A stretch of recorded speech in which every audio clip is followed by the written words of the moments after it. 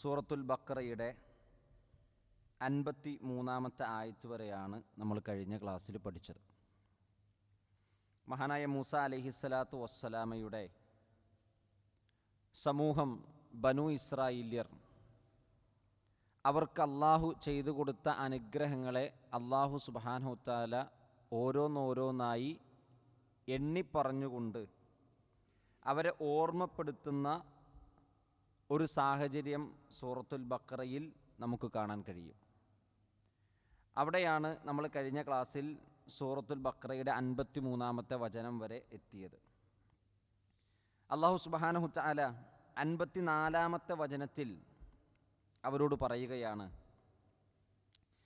അഊദു ബില്ലാഹി മിനശ് ശൈത്വാനിർ റജീം وَإِذْ قَالَ مُوسَى لِقَوْمِهِ يَا قَوْمِ إِنَّكُمْ ظَلَمْتُمْ أَنفُسَكُمْ بِاتِّخَاذِكُمُ الْعِجْلَ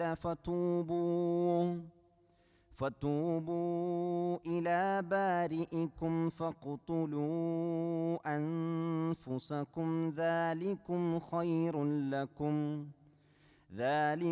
خَيْرٌ لَكُمْ عِندَ بَارِئِكُمْ فَتَابَ عَلَيْكُمْ إِنَّهُ هُوَ التَّوَّابُ الرَّحِيمُ. وَإِذْ قَالَ موسى മൂസ അലൈഹിസ്സലാത്തു വസ്സലാം പറഞ്ഞ സന്ദർഭം. ഇദ് എന്ന് പറഞ്ഞാൽ എന്താണെന്ന് നമ്മൾ മനസ്സിലാക്കി. ഒരു കാര്യം പറയുന്ന നേരത്തെ ആ സന്ദർഭത്തെ വിശദീകരിക്കാൻ വേണ്ടിയാണ് ഇദ് എന്ന് പറയുക. ഖാല പറഞ്ഞു, ഖാല യഖൂലു ഖൗലൻ. ആരാണ് പറഞ്ഞത്? ഇദ് ഖാല മൂസ, മൂസ അലൈഹിസ്സലാത്തു വസ്സലാം പറഞ്ഞു, ലിഖൗമിഹി, തൻ്റെ സമൂഹത്തോട്, ഖൗമിനോട്. യാ ഖൗം, ഓ എൻ്റെ സമൂഹമേ, ഓ എൻ്റെ ഖൗം, ഓ എൻ്റെ സമുദായമേ, സമൂഹമേ എന്ന് വിളിച്ചു.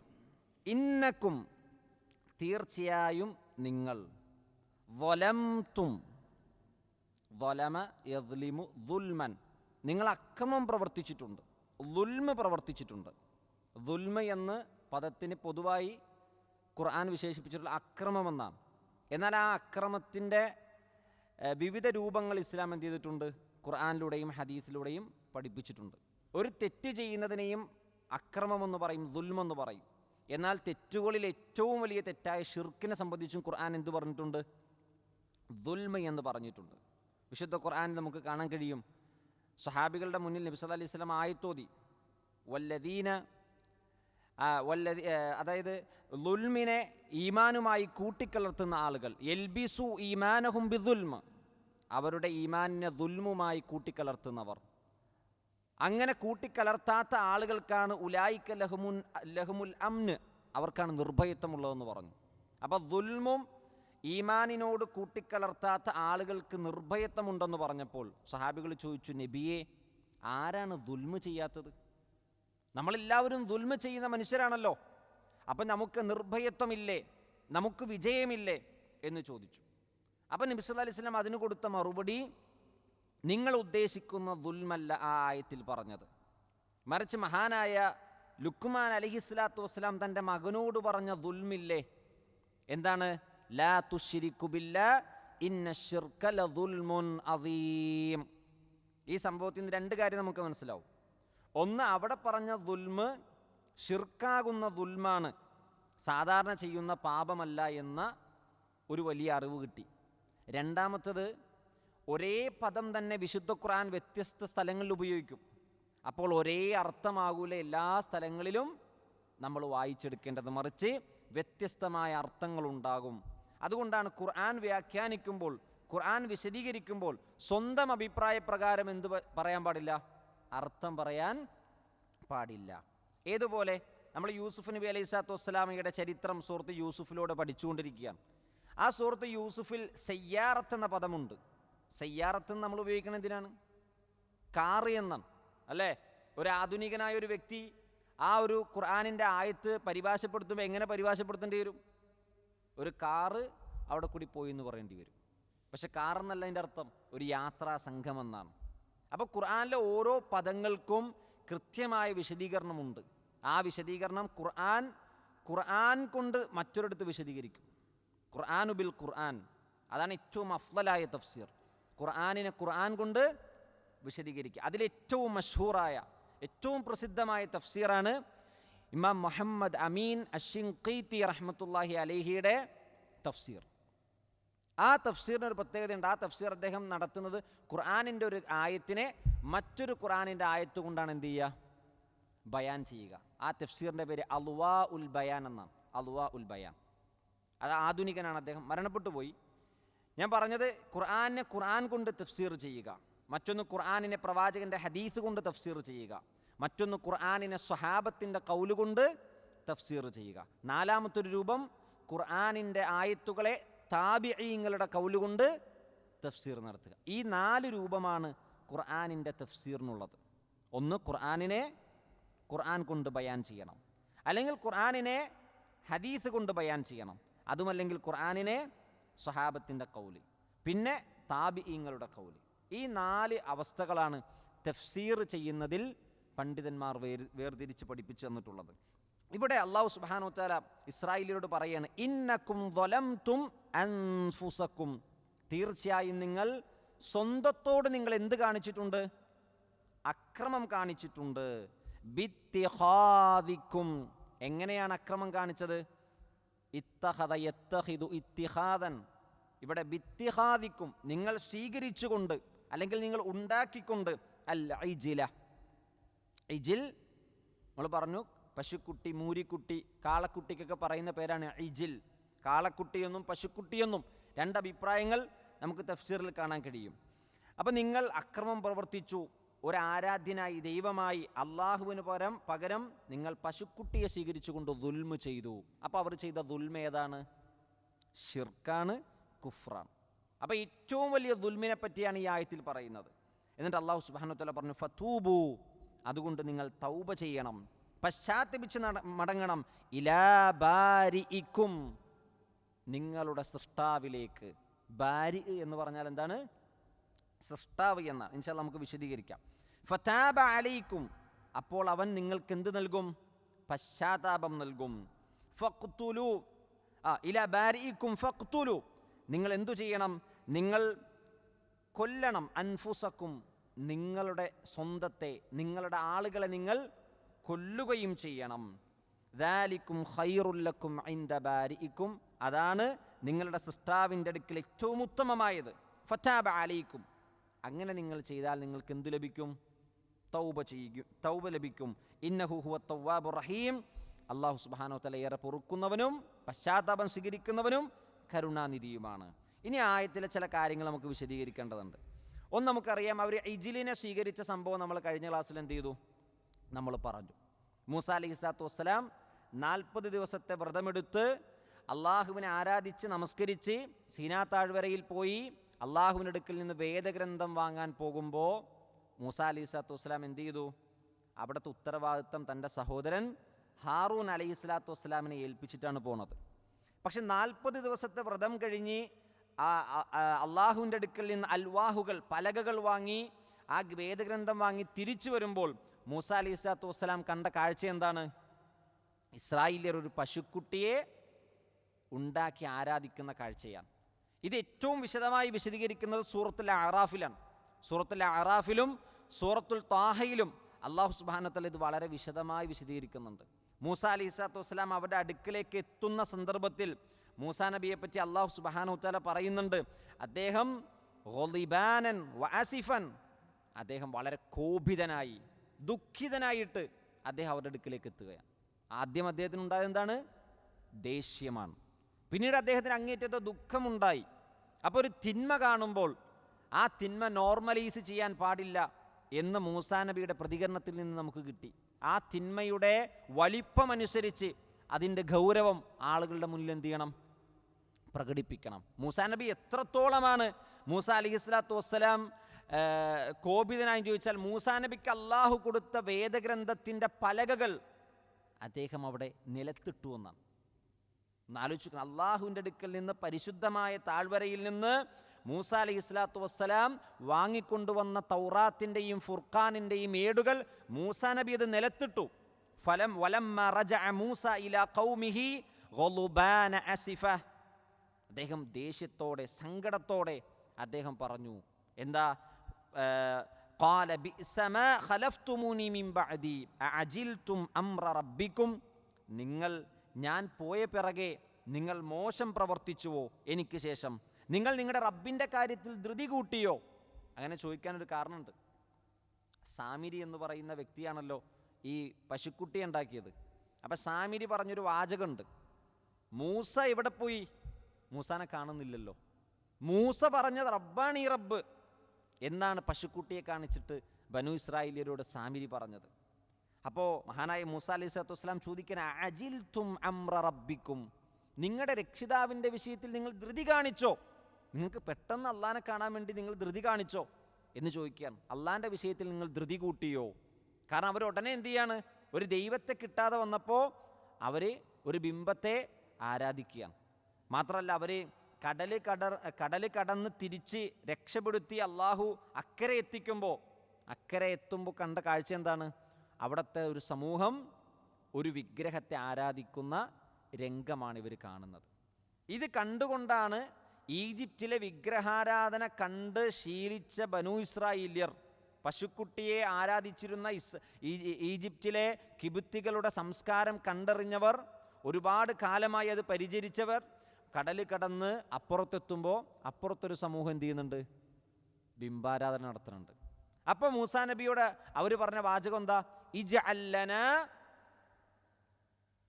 ഞങ്ങൾക്ക് എന്ത് ചെയ്യണം? ഇലാഹൻ, ഒരു ഇലാഹിനെ ഉണ്ടാക്കി തരണം. കമാ ലഹും ആലിഹത്തൻ, അവർക്കുള്ളതുപോലെ ഒരു ഇലാഹിനെ ഞങ്ങൾക്കും വേണമെന്നോ. അപ്പോൾ മൂസാ നബി അലൈഹി സ്വലാത്തു വസ്സലാം അവരോട് ചോദിക്കുന്നുണ്ട്, നിങ്ങൾ എത്ര നന്ദി കെട്ടവരാണ്. അപ്പോൾ ഈ ഒരു ചോദ്യം ചോദിച്ചതിനൊക്കെ ശേഷമാണ് മൂസാ നബി എവിടേക്ക് പോകുന്നത്? സീനാ താഴ്വരയിലേക്ക് പോകുന്നത്. ആ ഒരു 40 ദിവസത്തെ കാലയളവിൽ, വെറും 40 ദിവസം കൊണ്ട് അവർ എന്ത് ചെയ്തു? അവർ കടൽ കടന്നു വന്നതും ഈ ഫിറഔൻ്റെ അടുക്കൽ നിന്ന് രക്ഷപ്പെട്ടതൊക്കെ അവരങ്ങ് മറന്നുപോയി, വെറും 40 ദിവസം കൊണ്ട്. അങ്ങനെ അവരൊരു പശുക്കുട്ടി ഉണ്ടാക്കുന്നതിനെ പറ്റി മൂസാ നബി അവരോട് ചോദിച്ചപ്പോൾ അവർ കൊടുത്ത മറുപടി എന്താണെന്നറിയോ? ഞങ്ങൾ ഈജിപ്തിൽ നിന്ന് ഞങ്ങൾക്ക് കിട്ടിയ ആഭരണങ്ങൾ, ഭാരിച്ച ആഭരണങ്ങൾ, സൂറത്തുൽ അറാഫിലും താഹിലും ഇത് പറയുന്നുണ്ട്, സമയത്തിൻ്റെ പരിമിതി മൂലം അത് വായിക്കാത്തതാണ്. അതായത് ഞങ്ങൾക്ക് ഈജിപ്തിൽ നിന്ന് വരുമ്പോൾ ഞങ്ങൾക്ക് കുറേ ആഭരണങ്ങൾ ഉണ്ടായിരുന്നു, സ്വർണ്ണാഭരണങ്ങൾ. ഈ ആഭരണങ്ങളുടെ ഭാരം ഇറക്കാൻ വേണ്ടി ഞങ്ങളത് എടുത്ത് ഉപേക്ഷിച്ചു. സാമിരി എന്ത് ചെയ്തു? അതെടുത്ത് തീയിലിട്ട് കത്തിച്ചു. എന്നിട്ട് എന്ത് ചെയ്തു? ഒരു പശുക്കുട്ടിയെ ഉണ്ടാക്കി. ആ പശുക്കുട്ടിയാകട്ടെ ഹുവാറൻ, മൂക്കിൽ നിന്ന് ഒരു ശബ്ദം പുറത്ത്, ഒരു മുരളിച്ച മുക്രയിടുന്ന ശബ്ദം പുറത്തു വരുന്ന രൂപത്തിലുള്ള ഒരു പശുക്കുട്ടിയെ, കാളക്കുട്ടിയാണ് സാമിരി ഉണ്ടാക്കിയത്. എന്നിട്ട് പറഞ്ഞു, ഇതാ മൂസ തേടിപ്പോയ ഇലാഹ് ഇവിടെ എത്തിയിട്ടുണ്ട്. അത്രമാത്രം ഷിർക്കിൻ്റെ, കുഫ്രിൻ്റെ ഏറ്റവും അങ്ങേയറ്റത്തെ തലത്തിലാണ് അവരെത്തിയത്. അപ്പോൾ മൂസ അലൈഹി സ്വലാത്തു വസ്സലാമിന് സ്വാഭാവികമായിട്ട് എന്ത് ചെയ്യും? ദേഷ്യം വരും. മൂസാ നബി എന്ത് ചെയ്തു? അൽവാഹ്, അദ്ദേഹത്തിൻ്റെ കയ്യിലുണ്ടായിരുന്ന ഏടെടുത്ത് അദ്ദേഹം നിലത്തേക്ക് ഇട്ടു എന്നാണ്. കാരണം ഇത്രയും ദിവസം പണിയെടുത്തത് എന്തായി? വെറുതെയായി. നമ്മൾ ചെയ്തുകൊണ്ട് വരുന്ന ഒരു കാര്യം ചെയ്ത് കൊണ്ടുവന്നപ്പോൾ അത് ആർക്കാണോ നമ്മൾ മേടിച്ച് ചെയ്ത് കൊണ്ടുവന്ന് കഷ്ടപ്പെട്ട് കൊണ്ടുവന്നത്, അവർ നമ്മളോട് നന്ദികേട് കാണിച്ചാൽ നമ്മളെന്താ ചെയ്യുക? നമ്മൾ കഷ്ടപ്പെട്ട് പുറത്തുപോയി പണിയെടുത്ത് കുടുംബത്തിന് വേണ്ടി കുറേ സാധനങ്ങളൊക്കെ വാങ്ങി വീട്ടിലേക്ക് എത്തുമ്പോൾ വീട്ടുകാരുടെ ഭാഗത്ത് നിന്ന് നമുക്ക് ഇഷ്ടപ്പെടാത്ത പ്രതികരണം ഉണ്ടായാൽ ചിലപ്പോൾ എന്ത് ചെയ്യും? എന്താ ചെയ്യുക? ഇതൊക്കെ ആർക്കു വേണ്ടി ചെയ്ത് എന്ന് പറഞ്ഞ് നമ്മളങ്ങോട്ട് മാറ്റിയിടും.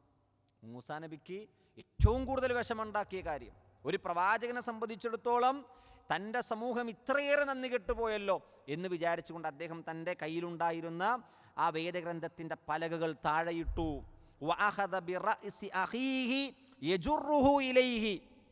മൂസാ നബിയുടെ ദേഷ്യത്തിൻ്റെ ആധിക്യമാണ് ഇനി പറയണത്. തൻ്റെ സഹോദരൻ ഹാറൂനിൻ്റെ തലക്ക് പിടിച്ചു എന്നാണ്. യജുറുഹു ഇലൈഹി, എന്നിട്ട് വലിച്ചു കൊണ്ടുവന്നു. സൂറത്ത് താഹയിൽ കാണാൻ കഴിയും, അദ്ദേഹത്തിൻ്റെ താടിയിലും പിടിച്ചു. ഹാറൂൻ നബിയുടെ താടി പിടിച്ചു എന്നുണ്ട്. അപ്പോൾ അദ്ദേഹത്തിന് താടി ഉണ്ടായിരുന്നു എന്ന് നമുക്ക് കാണാൻ ആ ഒരു ആയത്തിൽ നിന്ന് നമുക്ക് വായിക്കാൻ പറ്റും. ഹാറൂൻ നബിയുടെ താടി പിടിച്ചു, തല പിടിച്ചു. അപ്പോൾ ഹാറൂൻ അലൈഹി സ്വലാത്തു വസ്സലാം പറയുന്നുണ്ട്, ഖാല ഇബ്ന ഉമ്മ, എൻ്റെ ഉമ്മയുടെ മകനെ.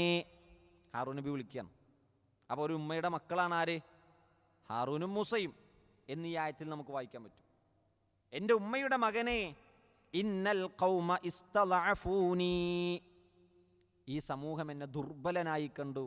എൻ്റെ ഉമ്മാടെ മോനെ, എൻ്റെ സഹോദര, വകാദു യഖ്തുലൂനനി, അവരെന്നെ കൊല്ലാൻ മാത്രം അവരൊരുങ്ങി. അവരെന്നെ കൊന്നേക്കുമെന്ന് ഞാൻ വിചാരിച്ചു. അപ്പോൾ ഒന്ന് ആലോചിച്ച് നോക്കണം. മൂസാ നബി അവരോട് സംസാരിച്ചു, പറഞ്ഞു നോക്കി. പക്ഷെ അവരെല്ലാവരും കൂടി ഹാറൂൻ അലൈഹിസ്സലാത്തു വസ്സലാമയെ കൊല്ലാൻ വേണ്ടി എന്ത് ചെയ്തു? ശ്രമം നടത്തി. ഫലാ തുശ്മിതു ബിൽ അഅദാ, അതുകൊണ്ട് മൂസ നീ എന്ത് ചെയ്യരുത്? ഈ ശത്രുക്കൾക്ക് സന്തോഷിക്കാൻ ഒരു വക ഉണ്ടാക്കി കൊടുക്കരുത്. എന്ന് പറഞ്ഞാൽ നീ എന്നെ കുറ്റപ്പെടുത്തി എന്ത് ചെയ്യരുത്? ശത്രുക്കൾക്ക് സന്തോഷിക്കാൻ ഒരു വകയുണ്ടാക്കി കൊടുക്കരുത്. വലാ തജഅൽനി, നീ എന്നെ ആക്കരുത്, മഅൽ ഖൗമി ദ്ദാലിമീൻ, അക്രമികളുടെ കൂട്ടത്തിൽ മൂസ നീ എന്നെ ഉൾപ്പെടുത്തരുത്. അതിൽ നിന്ന് മറ്റൊരു പാഠം എന്താണെന്നറിയോ? അതായത് കൂട്ടത്തിൽ നിൽക്കുന്ന ഒരാളെ ശത്രുക്കളുടെ മുന്നിൽ വെച്ചിട്ട് എന്ത് ചെയ്യരുത്? ആക്ഷേപിക്കാൻ പാടില്ല. മൂസാ നബിക്ക് ദേഷ്യം വന്ന മൂസാ നബി തലക്ക് പിടിച്ച് കൊണ്ടുവരികയാണ്. അപ്പോൾ പറയണം, മൂസ നീ എന്ത് ചെയ്യരുത്? ശത്രുക്കൾക്ക് സന്തോഷിക്കാൻ വകയുണ്ടാക്കി കൊടുക്കരുത്. അപ്പോൾ എനിക്ക് അവരൊരു വിലയും തരൂല. അതുകൊണ്ട് ശത്രുക്കളുടെ മുന്നിൽ വെച്ച് നമ്മുടെ കൂട്ടത്തിലുള്ള ഒരാളെ എന്ത് ചെയ്യാൻ പാടില്ല? അപമാനിക്കാൻ, ആക്ഷേപിക്കാനും പാടില്ല എന്ന വലിയ പാഠം കിട്ടിയെന്ന് മാത്രമല്ല, മൂസാ അലൈഹിസ്സലാത്തു വസ്സലാം പ്രാർത്ഥിച്ചു, ഖാല റബ്ബിഗ്ഫിർലി വലി അഖീ, എൻ്റെ റബ്ബേ എനിക്കും എൻ്റെ സഹോദരനും നീ പുറത്തു തരണം. വഅദ്ഖിൽനാ ഫീ റഹ്മതിക്, നിന്റെ കാരുണ്യത്തിൽ നീ ഞങ്ങളെ പ്രവേശിപ്പിക്കണം. വഅൻത അർഹമുർ റാഹിമീൻ, നീ കാരുണ്യവാന്മാരിൽ വെച്ച് ഏറ്റവും കാരുണ്യവാനാണ്. അപ്പോൾ മൂസാ നബിയുടെ ഈ ഒരു സാഹചര്യം നമ്മളൊന്ന് ആലോചിച്ച് നോക്കൂ. അദ്ദേഹം നേരിട്ട ആ ഒരു സമൂഹം, അല്ലെങ്കിൽ അദ്ദേഹം കൊണ്ടു നടന്ന ആ സമൂഹം എത്രമാത്രം നന്ദി കെട്ടവരായിരുന്നു എന്ന് നമുക്കിതിൽ നിന്ന് മനസ്സിലാക്കാൻ കഴിയും. അതുകൊണ്ട് തന്നെ അല്ലാഹു സുബ്ഹാനഹു വ തആല അവരോട് പറഞ്ഞ വാചകം എന്ന് പറയും, ഫതൂബു ഇലാ ബാരിഇക്കും, നിങ്ങളുടെ സൃഷ്ടാവിലേക്ക് നിങ്ങൾ എന്ത് ചെയ്യണം? തൗബ ചെയ്തു മടങ്ങിക്കോ. കാരണം ഇസ്ലാമിൽ ഏതൊരു തിന്മ ചെയ്താലും അതിന് പരിഹാരമുണ്ട്. എന്താണ് ആ പരിഹാരം? തൗബയാണ്. മരിക്കുന്നതിന് മുമ്പ് തൗബ ചെയ്താൽ അള്ളാഹു പുറത്ത് മാപ്പ് നൽകി അനുഗ്രഹിക്കും. അപ്പോൾ അള്ളാഹു സുബ്ഹാനഹു വ തആല ഇവിടെ പറയുകയാണ്, മൂസാ നബി അവരോട് പറഞ്ഞു, ഫതൂബു ഇലാ ബാരിഇക്കും, നിങ്ങളുടെ സൃഷ്ടാവിലേക്ക് നിങ്ങൾ തൗബ ചെയ്യണം. എന്താണ് ബാരി എന്ന് പറഞ്ഞാൽ? അള്ളാഹുവിൻ്റെ നാമങ്ങളിൽപ്പെട്ടൊരു നാമമാണ് അൽ ബാരി. വിശുദ്ധ ഖുർആൻ സൂറത്തുൽ ഹശ്റിൻ്റെ അവസാനത്തിൽ നമുക്ക് കാണാൻ കഴിയും. എന്താണ് സൂറത്തുൽ ഹശ്റിൻ്റെ അവസാനത്തെ ഭാഗം? ഹുവല്ലാഹുൽ ഖാലിഖുൽ ബാരിഉൽ മുസവ്വിർ. അള്ളാഹിൻ്റെ മൂന്ന് പരസ്പരം കണക്റ്റഡായ മൂന്ന് പേരുകളാണ്: ഖാലിഖ്, ബാരി, മുസവ്വിർ. ഖാലിഖിൻ്റെ അർത്ഥം സൃഷ്ടാവെന്നാണ്, ബാരിഇൻ്റെ അർത്ഥം സൃഷ്ടാവെന്നാണ്, മുസവ്വിറിൻ്റെ അർത്ഥം ഡിസൈനർ എന്നാണ്, വരക്കുന്നവൻ. ഒരു കാര്യത്തെ ഉണ്ടാക്കുന്നതിന് മുമ്പ് അതിനെ ഡിസൈൻ ചെയ്യുന്നവൻ. അതുകൊണ്ട് തന്നെ നമുക്ക് ചിത്രം വരക്കാൻ, ജീവനുള്ളതിൻ്റെ ചിത്രം വരക്കാൻ അനുവാദമില്ല. അത് അള്ളാഹുവിന് മാത്രം അവകാശപ്പെട്ടതാണ്. അള്ളാഹുവിൻ്റെ സിഫത്താണ്. അള്ളാഹു മുസവ്വിറാണ്. ആ പണി നമുക്ക് എടുക്കാൻ പാടില്ല. അതിൻ്റെ തൊട്ടു മുമ്പ് അള്ളാഹ് പറഞ്ഞത് അൽ ബാരി. ബാരിയും ഖാലിക്കും തമ്മിലൊരു വ്യത്യാസം പണ്ഡിതന്മാർ പറയുന്നുണ്ട്. ഖാലിഖ് എന്ന പദം പൊതുവെ അള്ളാഹു ഉപയോഗിച്ചിട്ടുള്ളത് ജീവനില്ലാത്ത വസ്തുക്കളെ പറയാനാണ്. പണ്ഡിതന്മാർ പറയുന്നുണ്ട്, ഖലഖ സമാവാതി വൽ അർദ്, ആകാശഭൂമികളെ പറ്റി പറയുമ്പോൾ ഖലഖ സമാവാതി വൽ അർദ്, അതിനെ സൃഷ്ടിച്ചു എന്ന് പറയും. എന്നാൽ ജീവനുള്ള ജീവജാലങ്ങളെ പറ്റി പറയുമ്പോൾ ബറ അല്ലാഹു നസമ, അള്ളാഹു ജീവജാലങ്ങളെ സൃഷ്ടിച്ചു എന്ന് പറയും. അപ്പോൾ ബറ എന്ന പദം കൂടുതൽ ഉപയോഗിക്കുന്നത് എന്തിനാണ്? ജീവനുള്ള വസ്തുക്കൾ ഉപയോഗിക്കാനാണ്. ഖലഖ എന്ന പദം ഉപയോഗിക്കുന്നത് ജീവനില്ലാത്ത അചേതന വസ്തുക്കളെ ഉപയോഗിക്കുക. അതേപോലെ തന്നെ എന്താണ് ഖാലിഖ് എന്ന് പറഞ്ഞാൽ ഒരു കാര്യത്തെ ഒരു സൃഷ്ടിപ്പിൽ നിന്ന് മറ്റൊരു സൃഷ്ടിപ്പിലേക്ക് മാറ്റുന്നവനെന്നാണ്. ഇപ്പോൾ ഒരു തുള്ളി ബീജത്തിൽ നിന്ന് അതിനെ എന്താക്കി? ഒരു മാംസകഷ്ണമാക്കി, ഒരു രക്തപിണ്ഡമാക്കി, അതിനെ മാംസകഷ്ണമാക്കി, അതിനെ എല്ലുകൊണ്ട് പൊതിഞ്ഞു, പിന്നെ അതിനെ മാംസം കൊണ്ട് പൊതിഞ്ഞു. അങ്ങനെ ഒരു ഘട്ടത്തിൽ നിന്ന് മറ്റൊരു ഘട്ടത്തിലേക്ക് സൃഷ്ടിപ്പിനെ മാറ്റുന്നവനാണ് ഖാലിഖ്. എന്നാൽ ബാരി എന്ന് പറഞ്ഞാൽ മുൻ മാതൃകയില്ലാതെ, നേരത്തെ ഒരു ഡിസൈനൊന്നും ഇല്ലാതെ തന്നെ എന്ത് ചെയ്യാൻ പറ്റും? അള്ളാഹുവിന് സൃഷ്ടിക്കാൻ കഴിയും. അതാണ് ബാരി. അപ്പം ബറ എന്ന പദത്തിൽ നിന്നാണ് എന്ത് വന്നത്? ബാരി. ബാരിഇൻ്റെ സൃഷ്ടികളെ പറയുന്നത് ബരിയ എന്നാണ്. ബരിയ നമ്മൾ പറയാറില്ലേ, ഖൈറുൽ ബരിയ. ആരാണ് ഖൈറുൽ ബരിയ? ഖൈറുൽ ബരിയ ആരാ? സൃഷ്ടികൾ ഏറ്റവും ഖൈറാരാ? മുഹമ്മദ് സല്ലല്ലാഹു അലൈഹി വസല്ലം. ഇപ്പം ബാരിൻ്റെ സൃഷ്ടിപ്പ് അവരെയാണ് ബരിയ എന്ന് പറയുക. ബാരി ആരാണ്? സൃഷ്ടാവ്. ബരിയ സൃഷ്ടികൾ. അപ്പോൾ നിങ്ങൾ തൗബ ചെയ്തു മടങ്ങണം. ആരിലേക്ക്? ബാരി ആയ അള്ളാഹുവിലേക്ക്. തൗബ ചെയ്താൽ തൗബ സ്വീകരിക്കാൻ ഒരു ഷർത്ത് കൂടി വെച്ചു. ആ ഷർത്ത് എന്താണ്? ഫഖ്തുലൂ അൻഫുസക്കും, നിങ്ങൾ നിങ്ങളുടെ കൂട്ടത്തിലുള്ളവരെ എന്ത് ചെയ്യണം? കൊല ചെയ്യണം. ഈ ആയത്തിനെ വിശദീകരിച്ചുകൊണ്ട് പണ്ഡിതന്മാർ പല അഭിപ്രായങ്ങൾ പറഞ്ഞിട്ടുണ്ട്. അതിലേറ്റവും ശരിയായ അഭിപ്രായം എന്ന് പറഞ്ഞാൽ, ആ പശുക്കുട്ടിയെ ആരാധിച്ചവരെ, പശുക്കുട്ടിയെ ആരാധിക്കാതിരുന്നവർ വാളുകൊണ്ടവരെ കൊല ചെയ്യുക എന്നുള്ളതാണ്. അതിനെ പണ്ഡിതന്മാർ വിശദീകരിക്കുന്ന നമുക്ക് കാണാൻ കഴിയും. അവരുടെ കൂട്ടത്തിൽ 70ഓളം വരുന്ന ആ പശുക്കുട്ടിയെ ആരാധിക്കാതിരുന്ന നല്ല മനുഷ്യന്മാരുണ്ട്. 70ഓളം പേർ. ആ 70ഓളം ആളുകളെയും കൊണ്ടാണ് അടുത്ത ആയത്തിൽ വിശദീകരിക്കുന്നുണ്ട്. മഹാനായ മൂസാ അലൈഹി സ്വലാത്തു വസ്സലാം എവിടേക്ക് പോയത്? രണ്ടാമത് സീനാ താഴ്വരയിലേക്ക് പോകുന്നൊരു പോക്കുണ്ട്. അവിടെ എത്തുമ്പോഴാണ് അവർ പറയുന്നത്, ഞങ്ങൾക്ക് അള്ളാഹിനെ നേരിട്ട് കാണണം, കാണാതെ ഞങ്ങൾ വിശ്വസിക്കൂല. ഈ 70 ആളുകളെ മൂസാ നബി സെലക്ട് ചെയ്ത് എന്തിനാണെന്നറിയോ? ഈ 70 ആളുകൾ ആ പശുക്കുട്ടിയെ ആരാധിച്ചില്ല. അതുകൊണ്ട് ആ ആളുകളുടെ കയ്യിൽ വാള് കൊടുത്ത് അതിനെ ആരാധിച്ചവരെ എന്ത് ചെയ്യണം? കൊല്ലാൻ പറയുക. ആ കൊല ചെയ്യപ്പെടുന്നവർക്ക് ഷഹാദത്തുണ്ട്. അതിൽ കൂട്ടുനിന്ന് അതിനെ എതിർക്കാതെ ആ പാപം നോക്കി നിന്നു, പക്ഷെ അതിനെ എതിർത്തില്ല. അങ്ങനെയുള്ളവർക്ക് തൗബയുമുണ്ട്. തിന്മ കണ്ടപ്പോൾ ഇവരെന്ത് ചെയ്തില്ല? എതിർത്തില്ല. പക്ഷെ ഇവർ തിന്മ ചെയ്തോ? തിന്മ ചെയ്തില്ല. അപ്പം തിന്മ ചെയ്തവരെ പോലെ തെറ്റുകാരാണ് ആര്? തിന്മ ചെയ്യാതെ നോക്കി നിന്ന ആളുകളും. അതുകൊണ്ട് അവർക്ക് തൗബ വേണമെങ്കിൽ ആ കൂട്ടത്തിലുള്ളവരെ നിങ്ങൾ കൊല്ലണം. പണ്ഡിതന്മാർ വിശദീകരിക്കുന്നുണ്ട്, ബനൂ ഇസ്രായേലിയരുടെ തൗബ അള്ളാഹു സ്വീകരിച്ചിരുന്നത് തെറ്റു ചെയ്ത ആളെ കൊലപ്പെടുത്തിക്കൊണ്ടായിരുന്നു എന്ന് കാണാൻ കഴിയും. ഏറ്റവും അസഹായ, ഏറ്റവും ശരിയായ അഭിപ്രായം തഫ്സീറുകളെല്ലാം ജംഅ ചെയ്താൽ കാണാൻ കഴിയുന്നത് ഇവിടെ കേവലം ഒരു ആലങ്കാരിക പ്രയോഗമല്ല. ചിലപ്പോൾ നമ്മൾ വായിക്കുമ്പോൾ ഫഖ്തുലു അൻഫുസക്കും എന്ന് പറയുമ്പോൾ സ്വന്തത്തെ കുറ്റപ്പെടുത്തുക എന്നൊക്കെ ചിലരെന്ത് ചെയ്യും? പറയും. സ്വന്തത്തെ കുറ്റപ്പെടുത്തി അള്ളാഹുലേക്ക് തൗബ ചെയ്യുക എന്ന് പറയും. ആ അർത്ഥമല്ല ഇത്. മറിച്ച് ഫഖ്തുലു അൻഫുസക്കും എന്ന് പറഞ്ഞാൽ നിങ്ങളുടെ കൂട്ടത്തിലുള്ളവരെ നിങ്ങൾ കൊല്ലാനുള്ള, അത് എന്താ പറയുക, ഹക്കീക്കത്തായ ഒരു കൽപ്പനയാണ്. അങ്ങനെ ഒരു വിഭാഗം മറ്റൊരു വിഭാഗത്തെ ആളുകൾ എന്ത് ചെയ്തു? കൊലപ്പെടുത്തിയെന്നാണ്. തഫ്സീറുകൾ അതിനുവേണ്ടി പേജുകൾ മാറ്റിവെച്ചു നമുക്ക് കാണാൻ കഴിയും. അമാനിമുലയുടെ തഫ്സീറും അതേപോലെ തന്നെ ഇബ്നു കസീർ റഹ്മത്തുള്ളാഹിയുടെ തഫ്സീറൊക്കെ എടുത്തു നോക്കിയോ, ഒരുപാട് പേജുകൾ അതുമായി ബന്ധപ്പെട്ടുണ്ട്. കാരണം എന്താണെന്ന് വെച്ചാൽ ബനൂ ഇസ്രായേലിയരിൽപ്പെട്ട ആളുകളെ തൗബ സ്വീകരിക്കാൻ വേണ്ടി ഒരു വിഭാഗം മറ്റൊരു വിഭാഗത്തെ കൊല്ലണമെന്ന് പറയാനൊരു കാരണമുണ്ട്. എന്താണെന്ന് ചോദിച്ചാൽ അവർ ചെയ്ത പാപത്തിൻ്റെ അളവ് അത്രത്തോളമായിരുന്നു. ഇപ്പം നമുക്കറിയാം, വ്യഭിചാരം ചെയ്ത മനുഷ്യൻ എന്ത് ചെയ്യണം? അവർ വിവാഹം കഴിഞ്ഞവരാണെങ്കിൽ എന്ത് ചെയ്യണം? എറിഞ്ഞു കൊല്ലണമെന്നതാണ് ഇസ്ലാമിൻ്റെ നിയമം. ആ എറിഞ്ഞു കൊല്ലുന്നതോടുകൂടി അവരുടെ പാപം ഇവിടെ വെച്ച് എന്ത് ചെയ്തു? അള്ളാഹു പരിപൂർണമായി കഴുകിക്കളയുമെന്നാണ്. അതുകൊണ്ടാണ് മായിസ് റളിയല്ലാഹുവിൻ്റെ ചരിത്രം നമുക്കറിയാം. മായിസ് റളിയല്ലാഹു നബി സല്ലല്ലാഹു അലൈഹി വസല്ലമയുടെ അറിയപ്പെട്ടൊരു സ്വഹാബിയാണ്. അദ്ദേഹം വന്ന് വ്യഭിചരിച്ചു എന്നപ്പോൾ റസൂൽ പറഞ്ഞു, മായിസെ നീ ചിലപ്പോൾ എന്ത് ചെയ്തായിരിക്കും? നീ പിടിച്ചതേ ഉണ്ടാവുള്ളൂ, നീ തൗബ ചെയ്. പിന്നെയും വന്ന് പറഞ്ഞു, നീ ചിലപ്പോൾ ചുംബിച്ചതായിരിക്കും. അല്ല നബിയെ, ഞാൻ വ്യഭിചരിച്ചിട്ടുണ്ട്. അപ്പോൾ പറഞ്ഞു, നീ തൗബ ചെയ്യൂ. നബി ഒഴിവാക്കി വിട്ടു. അദ്ദേഹം അവസാനം പറഞ്ഞു, ഇല്ല നബിയെ, എന്നെ ശുദ്ധീകരിക്കണം, ഞാൻ വ്യഭിചരിച്ചിട്ടുണ്ട്. അപ്പോൾ റസൂലുള്ളാഹി സ്വല്ലല്ലാഹി അലൈഹി വസല്ലമ കല്ലെറിഞ്ഞു കൊല്ലാൻ കൽപ്പിച്ചു. മായിസ് റളിയല്ലാഹുവിനെ കല്ലെറിഞ്ഞ് ഇസ്ലാമിൻ്റെ നിയമം നടപ്പിലാക്കി. അന്നത്തെ രാത്രി സ്വഹാബികളൊക്കെ കൂടിയിരുന്നിട്ട് മായിസ് എന്ത് പണിയാണ് കാണിച്ചത്, എന്ത് മായിസ് ചെയ്തത്? ഇവർ മായിസിൻ്റെ തിന്മയെപ്പറ്റി എന്ത് ചെയ്തു? അവരിങ്ങനെ ഒരു അവലോകനം നടത്തുകയാണ്. നബി സല്ലല്ലാഹു അലൈഹി വസല്ലം ആ സദസ്സിലേക്ക് കയറി വന്നിട്ട് പറഞ്ഞു, നിങ്ങൾ മായിസിൻ്റെ പച്ചയിറച്ചി തിന്നുകയാണോ? മായിസ് സ്വർഗത്തിലെത്തിയെന്നാണ്. മായിസ് എവിടെ എത്തി? സ്വർഗത്തിലെത്തി. അപ്പം മായിസ് റളിയല്ലാഹു എന്ന വ്യഭിചാരം സംഭവിച്ച ആ സ്വഹാബിക്ക് അല്ലാഹ് തൗബ കൊടുത്തത് എങ്ങനെയാണ്? അദ്ദേഹത്തെ ഖത്ൽ നടത്തിക്കൊണ്ടാണ്, കൊല ചെയ്തുകൊണ്ടാണ്. അത് നടപ്പാക്കിയതാരാണ്? ഒരു പ്രവാചകനാണ്. ഇവിടെയും ആ തിന്മ ചെയ്ത, ഷിർക്ക് ചെയ്ത ആളുകൾക്ക് കൊല നടപ്പാക്കിയതാരാണ്? മഹാനായ മൂസ അലൈഹിസ്സലാത്തു വസ്സലാമയാണ്. അപ്പോൾ അതുകൊണ്ട് ഒരിക്കലും അതെന്തല്ല, അത് നമ്മുടെ യുക്തിക്ക് വിരുദ്ധമായൊരു കാര്യം അല്ല എന്ന് പറയാനാണ് ഞാൻ ഈ ഒരു സംഭവത്തെ എന്ത് ചെയ്തത്, അതിലേക്ക് ഉദാഹരണമായി പറഞ്ഞത്. അപ്പോൾ അള്ളാഹു അവർക്ക് എന്ത് കൊടുത്തു?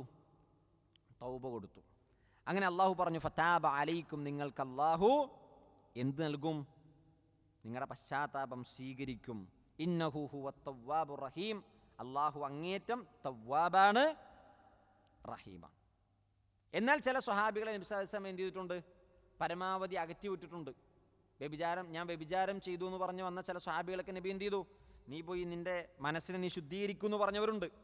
എന്നല്ല, എന്നെ കല്ലെറിഞ്ഞു കൊല്ലണം എന്നാവശ്യപ്പെട്ട് ആ ഒരു ശിക്ഷ ഇവിടെ നിന്ന് ഏറ്റുവാങ്ങി പരലോകത്തൊരു വിചാരണ പോലുമില്ലാതെ രക്ഷപ്പെടണമെന്ന് ആഗ്രഹിച്ചവരുണ്ട്.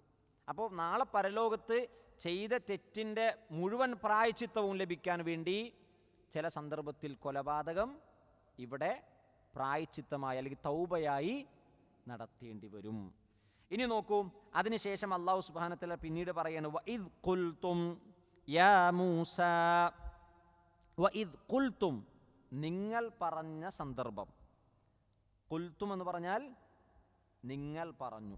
ഇദ് ഖുൽതും നിങ്ങൾ പറഞ്ഞ സന്ദർഭം ഓർക്കണം. യാ മൂസ, ഓ മൂസ, ലൻ നുഅ്മിന ലക്, ലൻ നുഅ്മിന ഞങ്ങൾ വിശ്വസിക്കുകയേ ഇല്ല. ആമന എന്ന് പറഞ്ഞാൽ വിശ്വസിച്ചു. നുഅ്മിനു ഞങ്ങൾ വിശ്വസിക്കുന്നു. ലൻ നുഅ്മിനു ഞങ്ങൾ ഒരിക്കലും വിശ്വസിക്കുകയേ ഇല്ല. ഇതാരാ പറയണത്? മൂസാ നബിയുടെ ഒരു സമൂഹം. ആ സമൂഹം ഏതാണ്? പശുക്കുട്ടിയെ ആരാധിക്കാതിരുന്ന 70ഓളം വരുന്ന അവരുടെ കൂട്ടത്തിൽ ഏറ്റവും നല്ലവരെന്ന് പറയാൻ പറ്റുന്ന 70 പേരെയും കൊണ്ട് മൂസാ നബി എങ്ങോട്ട് പോവാണ്? സീനാ താഴ്വരയിലേക്ക് പോവാണ്. അവരാണ് ഈ പറയണത്, മൂസ ഞങ്ങൾ എന്ത് ചെയ്യൂല, ലൻ നുഅ്മിന ലക് നിന്നിൽ ഞങ്ങൾ വിശ്വസിക്കുകയില്ല, ഹത്താ നറല്ലാഹ് അല്ലാഹുവിനെ ഞങ്ങൾ കാണുന്നതുവരെ. എങ്ങനെ കാണണം? ജഹ്റത്തൻ. ജഹ്റത്തൻ എന്ന് പറഞ്ഞാൽ പരസ്യമായി എന്നാണ്. മഹാനായ നൂഹ് അലൈഹിസ്സലാത്തു വസ്സലാം പറഞ്ഞില്ലേ, അല്ലാഹുവേ ഞാൻ അവരെ എന്ത് ചെയ്തു? ജഹ്റത്തൻ ഞാൻ ഉറക്കെ വിളിച്ചു എന്ന് പറഞ്ഞു. എന്ന് പറഞ്ഞാൽ പരസ്യമായിട്ട് എന്ത് ചെയ്തു? വിളിച്ചു നോക്കി. അപ്പോൾ ഇവിടെ അതിൻ്റെ അർത്ഥം എന്താണ്? അലാനിയത്തൻ, ഞങ്ങൾക്ക് പരസ്യമായി കണ്ണുകൊണ്ട് എന്ത് ചെയ്യണം? അള്ളാഹുവിനെ കാണുന്നതുവരെ ഞങ്ങൾ വിശ്വസിക്കുകയില്ല. അടുത്ത നന്ദി കേട്ട് കൂട്ടത്തിൽ നല്ലവരെന്ന് വിചാരിച്ചവരുടെ അവസ്ഥയാണിത്. അപ്പം മറ്റവരുടെ അവസ്ഥ എന്തായിരിക്കും? ഒന്ന് ആലോചിച്ച് നോക്ക്. മൂസാ നബി 70 പേരെയും കൊണ്ട് പോണ എന്തിനാണെന്നറിയോ? അള്ളാൻ്റെ അടുക്കൽ പോയി ഞങ്ങളുടെ കൂട്ടത്തിൽ സംഭവിച്ച തെറ്റിനെപ്പറ്റി ഏറ്റുപറയിക്കാനാണ് കൊണ്ടുപോണത് ഈ 70 പേരെ. ആ 70 പേര് സീനാ താഴ്വരയിൽ എത്തിയപ്പോൾ പറയാണ്, ഞങ്ങൾക്ക് അള്ളാനെ നേരിട്ട് കാണണം. കാരണം മൂസാ നബി എവിടെന്നാ ഇത് വാങ്ങിക്കൊണ്ട് വന്നത്? തൗറാത്തും ഫുർഖാനും വാങ്ങിയത് എവിടെന്നാ? പരിശുദ്ധമായ തൂരി സീനയിൽ നിന്നാണ്, സീനാ താഴ്വരയിൽ നിന്നാണ്. അവിടേക്ക് പോകുമ്പോൾ ഇവർ വിചാരിച്ചെന്താ? അവിടെ വെച്ച് മൂസാ നബിയോട് അള്ളാഹ് സംസാരിച്ചിട്ടുണ്ട്, കല്ലമല്ലാഹു മൂസ. അതുപോലെ ഞങ്ങൾക്ക് അവിടെ പോയി സംസാരിക്കാൻ പറ്റും, അള്ളാനെ കാണാൻ പറ്റുമെന്നാണ് ആര് വിചാരിച്ചത്? ഈ 70 ആളുകൾ വിചാരിച്ചത്. എന്നാൽ മൂസാ നബി പോലും അള്ളാനോട് കാണണമെന്ന് പറഞ്ഞപ്പോൾ അള്ളാഹ് എന്താ പറഞ്ഞത്? ഖാല ലൻ തറാനി, മൂസ താങ്കൾക്ക് എന്നെ കാണാൻ കഴിയില്ല. ആ പർവ്വതം, ആ മൗണ്ടെയിൻ എന്നെ ഏറ്റെടുക്കുമെങ്കിൽ നിനക്ക് അവിടെ എന്നെ കാണാമെന്ന് പറഞ്ഞു. പക്ഷെ കാണാൻ കഴിഞ്ഞില്ല. ഈ ഒരു സംഭവം കഴിഞ്ഞിട്ടാണ് മൂസാ നബി 70 പേരെ കൊണ്ട് പോകുന്നത്. ആ മൂസാ നബിയോടാണ് പറയുന്നത്, ഞങ്ങൾക്ക് അള്ളാനെ നേരിട്ട് കാണണമെന്ന്. ഒന്ന് ആലോചിച്ച് നോക്കണം. ആ സന്ദർഭത്തിൽ, ആ പൊടുന്നനെ ആ ചോദ്യം ചോദിക്കുന്ന സന്ദർഭത്തിൽ തന്നെ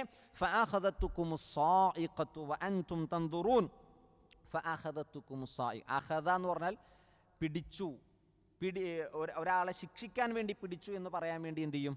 അഖദ എന്ന പദം ഉപയോഗിക്കും. ഫഅഖദതുകും നിങ്ങൾക്ക് പിടിപെട്ടു, അസ്സായിഖത്തു ഇടിത്തി. സ്വായിക്ക എന്ന് പറഞ്ഞാൽ ശക്തമായൊരു ശബ്ദത്തോടു കൂടി ഉണ്ടാകുന്ന ഒരു ശിക്ഷയാണ് സ്വായിഖത്ത്. പല സമൂഹത്തെയും അല്ലാഹു സുബ്ഹാനഹു വ തആല നശിപ്പിച്ചത് അങ്ങനെയാണ്. അപ്പോൾ ഈ സ്വായിഖത്ത് പിടിപെട്ടു. എങ്ങനെ? വഅൻതും തൻദുറൂൻ നിങ്ങൾ നോക്കിക്കൊണ്ടിരിക്കെ. അതിന് പണ്ഡിതന്മാർ പല അഭിപ്രായങ്ങൾ പറഞ്ഞു. ഒന്ന്, ഈ ഇടിത്തി വീണതോടുകൂടി ഇവർ മരിച്ചുപോയി എന്നാണ്. ഇടിത്തി അവർ കണ്ടു, അവരെ ബാധിക്കാൻ വരുന്ന ഇടിത്തി എന്ത് ചെയ്തു? ആകാശത്ത് നിന്ന് അവരുടെ മേലെ വരുന്നത് അവർ കണ്ടു, അവർക്ക് മരണം സംഭവിച്ചു. ഇതാണ് ഒരു അഭിപ്രായം. രണ്ടാമത്തത്, ഒരു വിഭാഗം ആളുകളെ അള്ളാഹു മരിപ്പിച്ചില്ല. ഒരു വിഭാഗം ആളുകൾ മറ്റൊരു വിഭാഗത്തിന് ഇടിത്തി വീഴുന്നത് എന്ത് ചെയ്തു? കാണിച്ചു കൊടുത്തു. മറ്റൊരു വിഭാഗത്തിന് വേറെ ശിക്ഷ അള്ളാഹ് എന്ത് ചെയ്തു?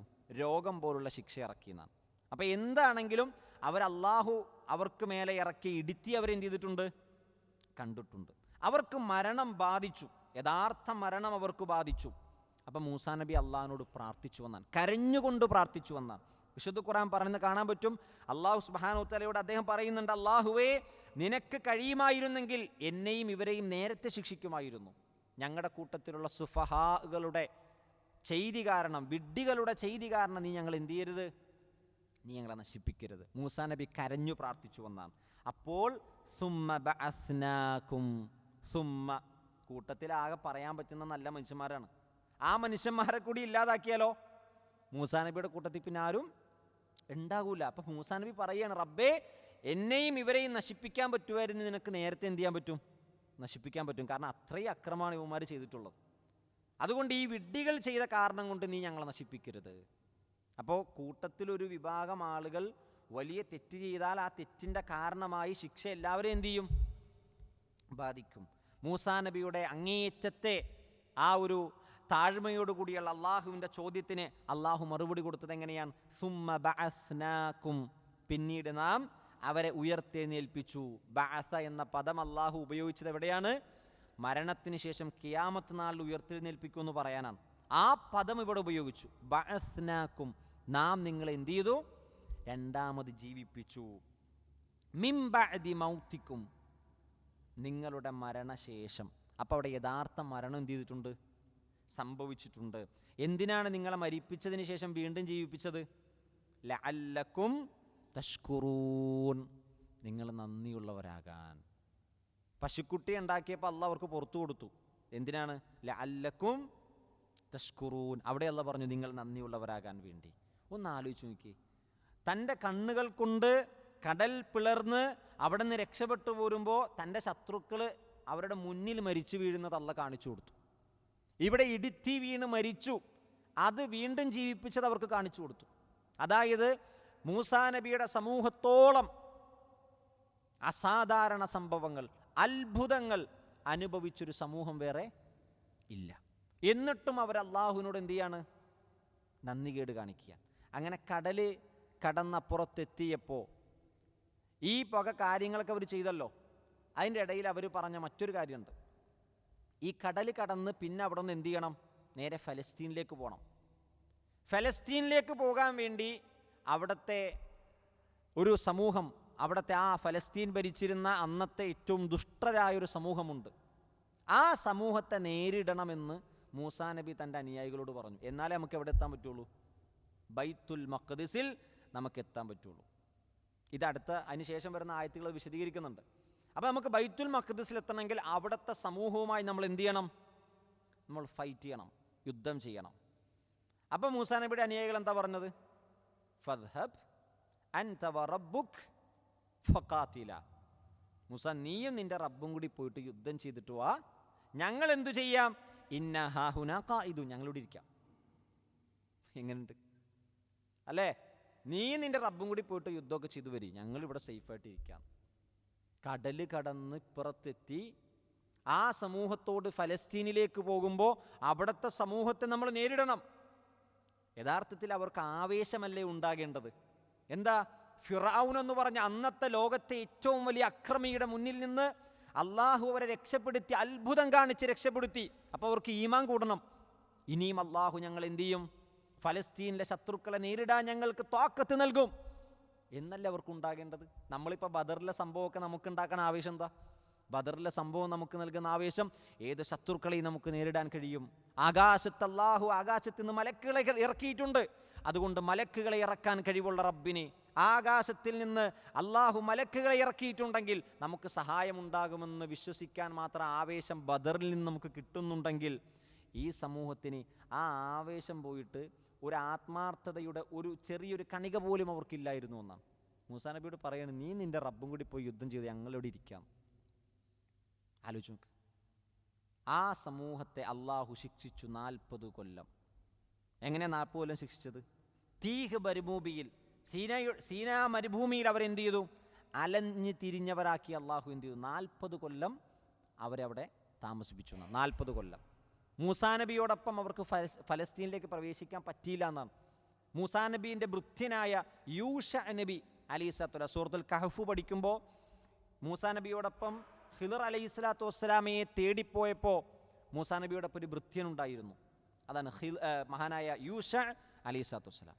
യൂഷ നബി മൂസാ നബിക്ക് ശേഷം ആരായി? നബിയായി. ആ യൂഷ നബിയാണ് പിന്നീട് എന്ത് ചെയ്തത്? ഈ ബനു ഇസ്രായേലിനെയും കൊണ്ട് ബൈത്തുൽ മുഖദ്ദസ് കീഴടക്കുന്നത്. 40 കൊല്ലം അവർ അലഞ്ഞു തിരിഞ്ഞ് നടന്നപ്പോൾ അള്ളാഹു സുബ്ഹാനഹു വ തആല അവർക്ക് എന്തു കൊടുത്തു? അപ്പോഴും അനുഗ്രഹം കൊടുത്തു. നോക്കൂ അടുത്തായിട്ട്, വദല്ലൽനാ അലൈക്കുമുൽ ഗമാമ വഅൻസൽനാ അലൈക്കുമുൽ മന്ന വസ്സൽവ കുലൂ മിൻ ത്വയ്യിബാതി മാ റസഖ്നാകും വമാ ളലമൂനാ വലാകിൻ കാനൂ അൻഫുസഹും യദ്ലിമൂൻ. വദല്ലൽനാ, ദല്ലല എന്ന് പറഞ്ഞാൽ ദില്ല് നൽകി, തണൽ നൽകി എന്നതിന് പറയാനാണ് ദല്ലല എന്ന പദം ഉപയോഗിക്കുക. അതിൽ നിന്നാണ് ദില്ല് വന്നത്, തണൽ. നാം അവർക്ക് തണൽ നൽകി, അലൈക്കും നിങ്ങളുടെ മേൽ, അൽ ഗമാമ. ദ ഗമാമ, ഗമാമ എന്ന് പറഞ്ഞാൽ മേഘത്തിന് പറയണ സഹാബ്, സഹാബാണ് മറ്റൊരു പദം. ഇവിടെ ഗമാമ എന്ന് പറഞ്ഞാൽ ആകാശത്തെ മറക്കുന്നത് എന്നർത്ഥമാണ് ഗമാമ.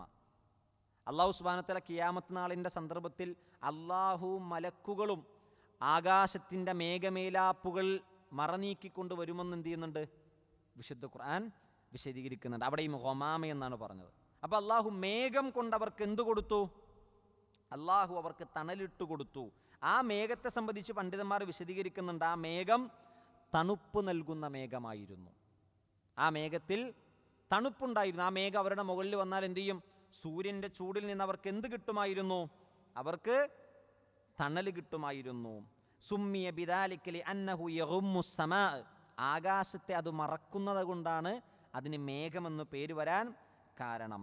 മാത്രമല്ല സഹാബുൽ അബിയൽ, അത് വെളുത്ത മേഘങ്ങളായിരുന്നു എന്ന് കാണാൻ കഴിയും. അപ്പോൾ സൂര്യൻ്റെ, മരുഭൂമിയിലാണ് താമസിക്കുന്നത്.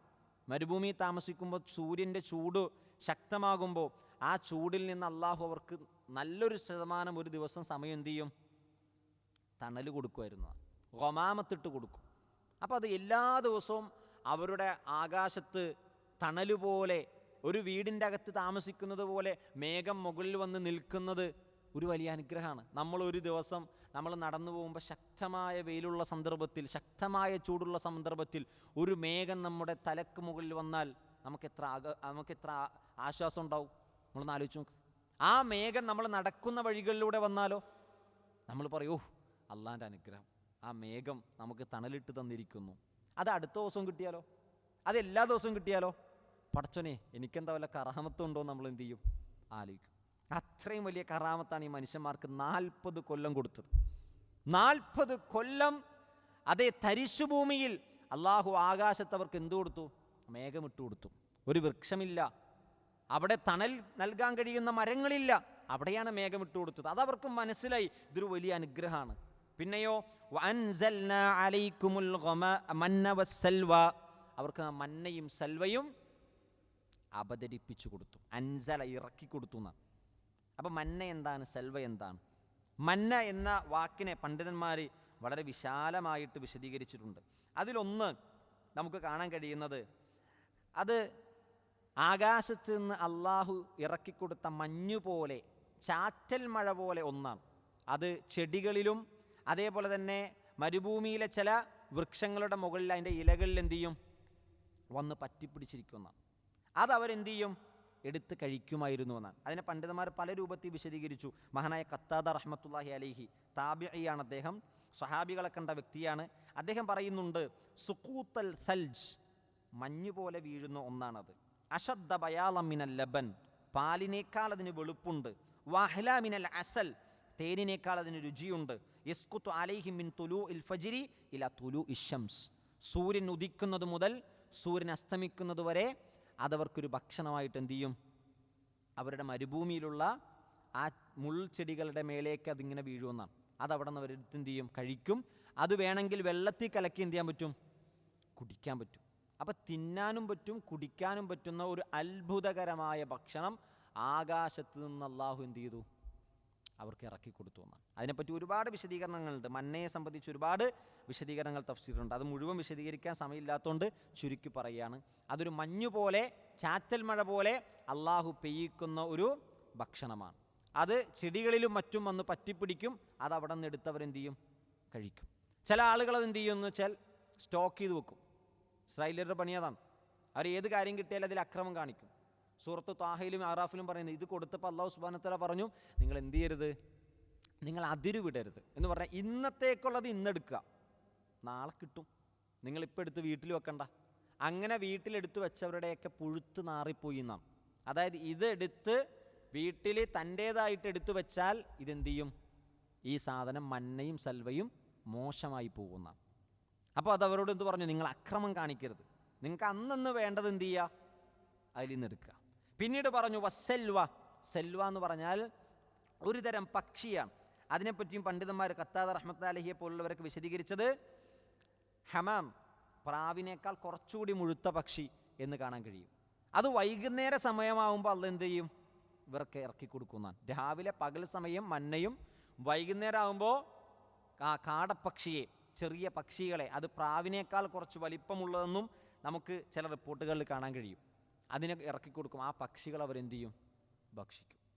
ഇപ്പം 40 കൊല്ലം അവരവിടെ അലഞ്ഞു തിരിഞ്ഞ് നടന്നപ്പോഴും അള്ള എന്ത് കൊടുത്തു, അത്ഭുതകരമായ അനുഗ്രഹങ്ങൾ കൊടുത്തു. എന്നിട്ട് അള്ള പറയുന്നു കുലൂ, നിങ്ങൾ തിന്നുകൊള്ളുക, മിൻ തൊയ്യിബാറ്റ്, വിശിഷ്ടമായത്. തൊയ്യിബത്തിൻ്റെ ജംആണ് തൊയ്യിബാറ്റ്. മാ റസഖ്നാക്കും, നാം നിങ്ങൾക്ക് നൽകിയതിൽ നിന്ന്. അപ്പം അള്ളാഹു നൽകിയത് എന്തായിരുന്നു, ഏറ്റവും തൊയ്യിബായ ഒന്നാണ് മന്നയും സൽവയും, അത് നിങ്ങൾ ഭക്ഷിച്ചു കൊള്ളുക. വമാ ദൊലമൂന, ദൊലമ യസ്ലിമു ദുൽമൻ, ദൊലമൂന നമ്മളോടവർ അക്രമം കാണിച്ചിട്ടില്ല.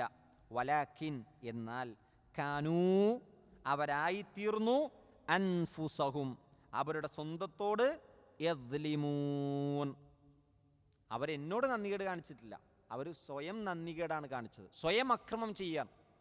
അവർ സ്വയം എന്ത് ചെയ്യുന്നു, അവർ അക്രമം ചെയ്യുന്നു. എന്നോട് അവരെന്ത് ചെയ്തിട്ടില്ല, അക്രമം ചെയ്തിട്ടില്ല. അതെന്താണ്, നമ്മളൊരു തെറ്റ് ചെയ്താൽ ആ തെറ്റ് ആരോടാ ചെയ്യണത്, ശരിക്കും നമ്മുടെ ശരീരത്തോട് ചെയ്യണ തെറ്റാണ്. കാരണം നമ്മൾ നരകത്തിലേക്ക് പോകാനുള്ള വഴിയാണ് നമ്മൾ എന്ത് ചെയ്യണത്, അതിലൂടെ ചെയ്തുകൊണ്ടിരിക്കുന്നത്. മാത്രമല്ല ഒരു ഹറാമായ കാര്യം ചെയ്താൽ നമുക്ക് കിട്ടാവുന്ന ബർക്കത്ത് അള്ളാഹു എന്ത് ചെയ്യും, തടഞ്ഞു വെക്കും. നമ്മുടെ ശരീരത്തിന് അനാരോഗ്യപരമായ കാര്യങ്ങളുണ്ടാകും. അങ്ങനെ മൊത്തത്തിൽ നമ്മുടെ നെഫ്സിനെ നമ്മൾ എന്ത് ചെയ്യാണ്, നശിപ്പിക്കുന്ന പണിയാണ് ഒരു തെറ്റ് ചെയ്യുക എന്നുള്ളത്. അതുകൊണ്ട് അല്ലാഹു സുബ്ഹാനഹു വ തആല ഇവിടെ പറയുകയാണ്, അവർ എന്നോടല്ല അക്രമം ചെയ്ത്, അവരോട് തന്നെയാണ് അക്രമം ചെയ്തിട്ടുള്ളത്.